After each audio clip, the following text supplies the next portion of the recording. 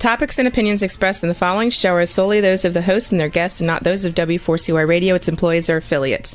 We make no recommendations or endorsements for radio show programs, services, or products mentioned on air or on our web. No liability, explicit or implied, shall be extended to W4CY Radio or its employees or affiliates. Any questions or comments should be directed to those show hosts.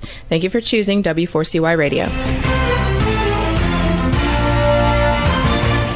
Welcome to the Ask the Expert show on W4CY Radio and Talk4 TV, where we bring you educational information from top local experts in the fields of legal, health, financial, and home improvement. Now sit back and listen to experts in family law, association law, hearing loss, business brokers, home care, along with many other topics. Now here are your hosts, Steve-O and Sophia. Hey, good morning, Tampa. Welcome to another Ask the Expert show where we bring you the top experts for the last 16 years. Can you believe it? 16 years. In 2 more months, it'll be 17 years we have been doing this. Hey, this is the last Monday of the month, 9 o'clock Eastern time. Hey, I would be lost if I didn't have this expert. She has become such a fixture on our show. We're so blessed to have her. Let me introduce you to our long-running attorney, Debbie Baker. Good morning, Debbie. Long-running. I just got off the treadmill. I took a quick shower, and I am long-running. And long-winded. Oh, thank you for noticing. I really appreciate that. So 17 years, my gosh. Wow. I know. Can you believe it? And we started off with radio, and gosh, it's so much easier now because I was on 22 radio stations around the country, and I had to have their local person host the show because we didn't have all the technology we have now. And I'm so glad I finally broke down. People said, get away from radio. You got to go to podcasts. I went, no. But they did that with Yellow Pages too, Debbie. They said, you don't want to leave Yellow Pages and do a website. But yeah, too funny. As you can see, because I send you your show every month, we keep getting more and more viewers to your show. So tell people, we've got all these new people. Tell people about your law firm. My law firm. Well, my law firm has a very, very original name. It's London Baker Law. Anyway, that was sarcastic to say the least. In any event, I've had the law firm. I graduated from law school almost 11 years ago. Went to law school as a walk of faith.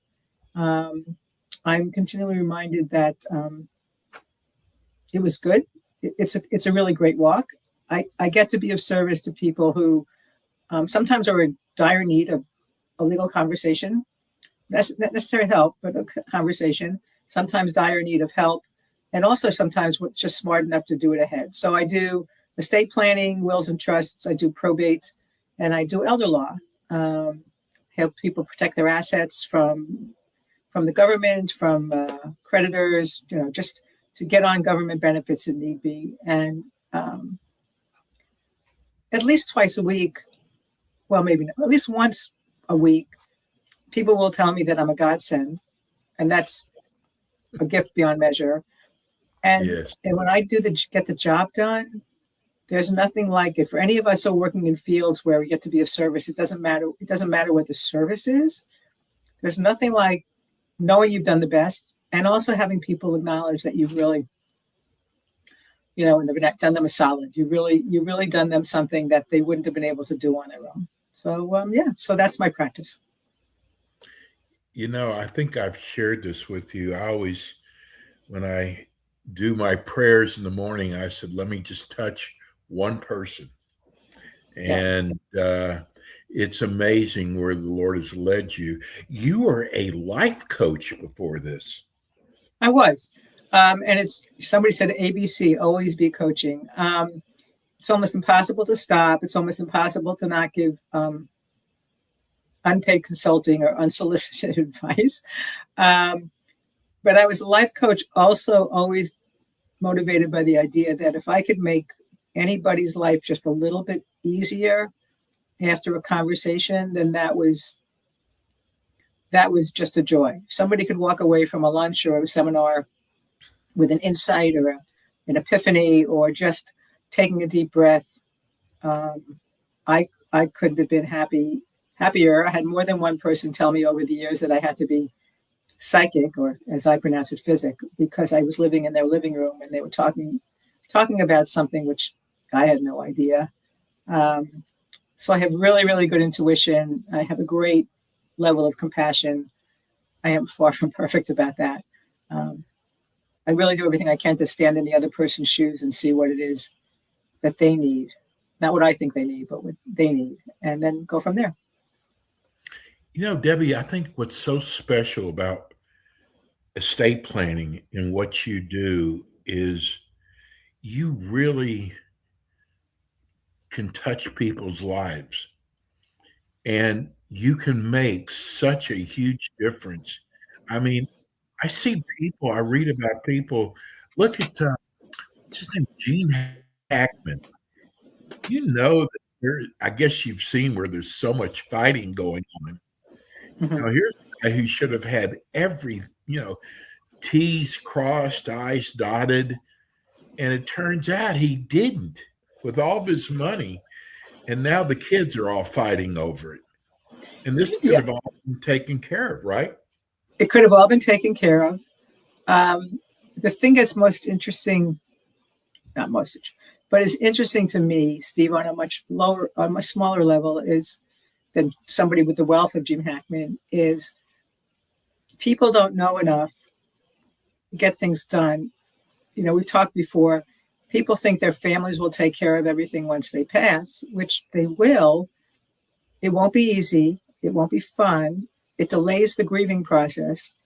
It splits families. It disrupts families. And the only people who make money are the lawyers. And I mean, I guess that's great for the lawyers, but who do that. But it can be avoided. And it's a conversation worth having, no matter how uncomfortable you are having it. Estate planning is not that complex. It has parts, has wills and powers of attorney and healthcare directives, and maybe deeds to pass on a home. It doesn't have to be complex, and it doesn't have to be expensive. And every person listening has some kind of estate, whether it's $500 in a bank account or whatever, a car or an IRA or something like that. And I think we talked about beneficiaries last month.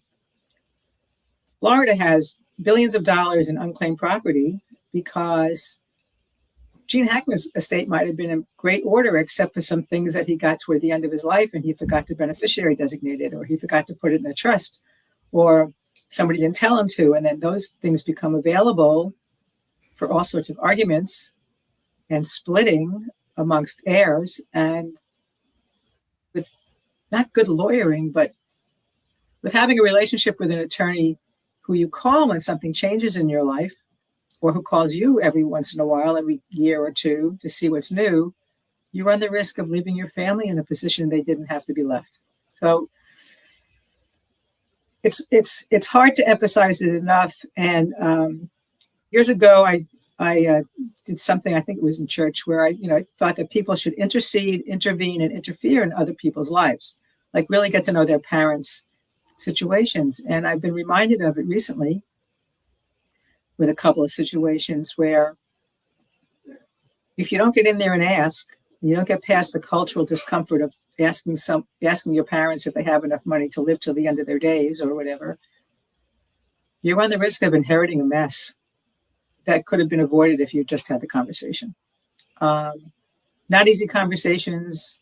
I mean, don't let anybody hear that I'm saying I've had these easily with my family. I have not.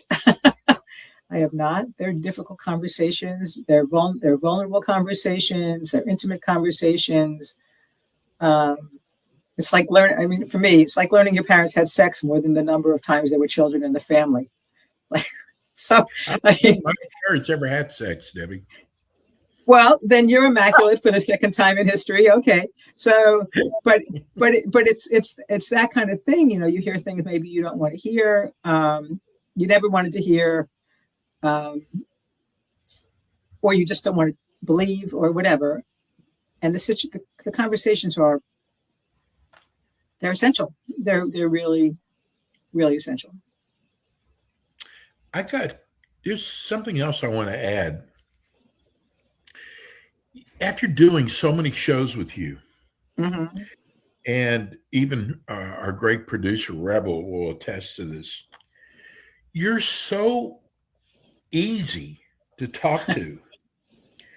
And when you're talking about, I mean, it's not the easiest thing in the world to talk about passing on in your life. And you make it so easy. And I think that's like one of the most important things. And you really do care about people, because you're not an old person, but for going to law school, you started off later in life. Yeah. Well, thank you for all that. I have had many people tell me I'm psychic, which is just cracks me up. But the caring, compassionate, yeah, I really do. And God really, it took me years of doing seminars to realize this. God gave me a gift to create a safe space. Mm. You know, like you said, it's easy to talk to me. It's easy to tell me things. People have told me things. I will always admit, if somebody said you're nosy, I would never know say I'm not. It would be such a lie. I mean, even with my fingers crossed, God would say, Deb, what are you? But I can hear what people say. And more than once, people have said it's so safe. It's so safe to talk to you. And it's not anything it would come across as calculated if somebody felt I was faking it. And it's a gift. Mm. And I so appreciate it, because I'm always humbled when somebody said it was so easy to have this conversation. I had a guy call me last week who saw my website, and I said, well, what had you call me? He said, I loved your picture, and you said you were caring and compassionate, and it just looked like you are. And I went, okay. So yes, overall, I would say I'm pretty easy to talk to. Yeah. Thank you.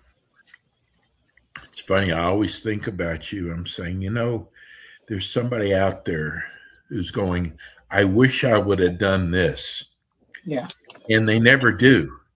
Yeah. And then they get to it. They have an excuse. Well, I'm too old to do that. Oh, right. Yeah. Look at what you have accomplished. And I got to tell you, I remember this distinctly, the very first day we spoke on the phone. And you got to remember, an attorney makes their money, off their time and their knowledge. And the first thing you said to me was, I want to keep people from going into expensive probate. Mm-hmm. Well, that's how you make your money.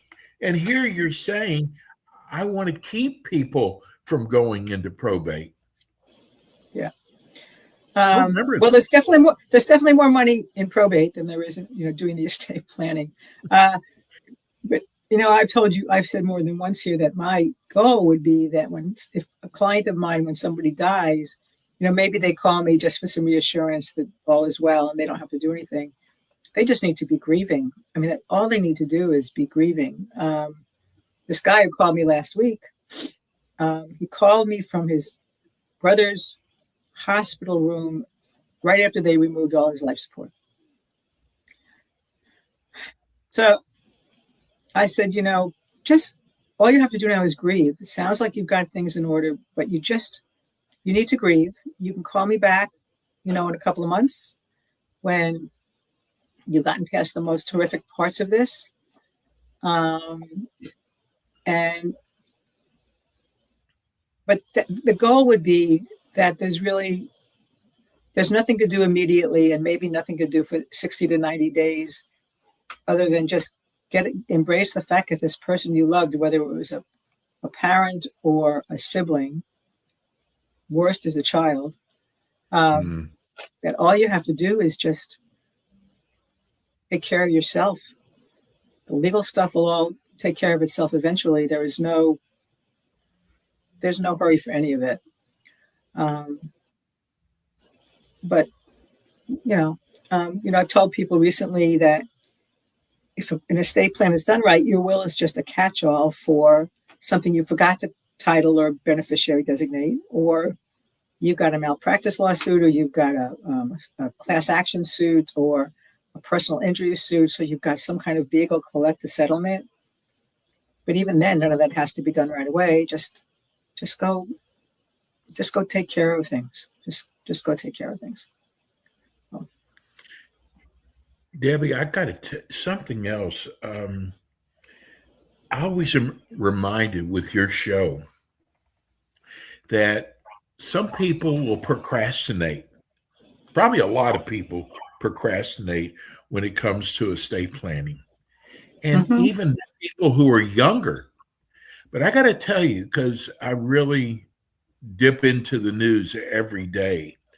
And just yesterday, a 52-year-old football player passed away. 52 years old. People look at, I don't think, what was his name that just passed away? He was up in age, 82, 83, but he was in really good health. People don't understand this is not something you should procrastinate on. You thinking of Chuck Norris, who died at 86? Died at 86. This guy built his whole life on health. Yeah, well, Jack LaLanne died. Who thought Jack LaLanne would ever die, right? If there were many who may be listening who never heard of Jack LaLanne, but Jack LaLanne was on TV and back of comic books and back of magazines and like this. Anyway, whatever. He was ripped. I mean, he was amazing. Long before steroids. I mean, he was just with muscles. Well, we all don't think. I mean, we all have things we procrastinate about. I mean, all of us. We all have things we procrastinate about because they're not urgent enough, they're not important, or they're scary. I mean, they're scary. So, I've got stuff I procrastinate about because doing it is scary. And there's our show host putting up that miserable countdown. Okay. It's okay. It's okay to take it in that you're procrastinating. It's okay. And then step past it. It's when you're not able to get past it, or you listen to other people say there's no need or whatever, or it's expensive. We've talked about this more than, people don't do it because they think they have nothing, which is always untrue. They think that it's going to cost too much and they've never, ever priced it. They listen to their friends. So you have a friend who's got a very complex situation, multiple properties, lots of money, whatever, a disabled child, and they tell you it costs them whatever it costs them. But you have nothing like that, but you take them at their word that it's expensive and you don't even have a frame of reference. That makes me crazy. You think you'll die as soon as you do it. We've talked about that, Steve, and I've met a couple of people like that. And I had a client who died 10 hours after he did his planning, and there was no warning. It wasn't anticipated. 15 hours later, his wife's calling me and saying, Randy died. I went, what? They were leaving that morning on a 6-week trip around the country. I had spent an hour the day before getting documents signed in this gorgeous RV that they bought. And he died. Well, yeah, you might die as soon as you do it, but your family will be better off. And the last thing is people say, I'll let my family take care of it because they have no idea of the complexity. I mean, they don't even say it like tough luck. I hate my family. Yeah. I've said it here. If you hate your family, don't do it. Perfect. It's very clear. But if you love your family, if they mean anything to you, if you've got grandchildren, you want to have something of yours financially when you die, you need to do the plan. You need to find somebody you can trust and who you can talk to and you can share. I've been putting this off for 5 years. It's okay. I can tell you 3 things I've been putting off for 5 years. We're all in the same boat about things. Just your family will so appreciate the peace of mind they will experience when you get it done. And it's bigger than just the documents. It's bigger about, I've been talking for 3 years, talking about procrastinating. and working for 3 months on something for my daughter. So she has all the information she needs if something happens to me. Not if I die. Who does she call to pay my credit card bills? Who does she, call to do this? Who does she call to do that? I do everything online. My husband couldn't do it in a quadrillion years because he can't even turn on the computer. But she'll be able to do it. So, like I say, and we're almost out of time, if you want to have a conversation, you just want to have a conversation, you can call anonymously. I don't really care. I'm only licensed in Florida. I'll talk to anybody who calls. I don't charge for my consultations. It's all a gift for me. I'm at 813-586-1332 in Tampa, 813-586-1332. I'm at Deb Baker at LondonBakerLaw.com is my website. You have to remember 2 B's in Deb Baker and the law at the end of London Baker Law, because people drop them off all the time for some strange reason. And the website is LondonBakerLaw.com. And like I said earlier, this guy called and wants to hire me because I look nice, and it says I'm caring, compassionate. So the free consultations are a joy for me to do, a joy, because I always learn something, and people walk away freer. And it doesn't matter if they work with me. Does not matter. I don't care. Matters that they do something.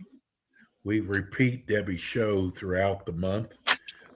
She'll be back again with us the last Monday of the month, 9:00 Eastern time. Your show goes by so fast, Debbie. Hey, have a wonderful Easter. God bless you. Yeah, you too. We're so blessed to have you. Send my best to Sophia. Listen, have you ever shown Sophia a picture of me so she knows that I exist? No, I'm teasing. You've actually watched many of your shows. Thank you so much. We'll see you next month. Happy Easter, Rebel. Thank you so long. Debbie Baker. We're going to go to a quick break. We come back. We've got a great show for you coming up. We'll be right back. Thanks for tuning in today to the Ask the Expert show on W4CY Radio and Talk4 TV. Tune in next week and every week to hear more from our experts on personal injury, insurance, air condition repairs, estate planning, Medicare, and many other topics in the areas of legal, health, financial, and home improvement. See you next week.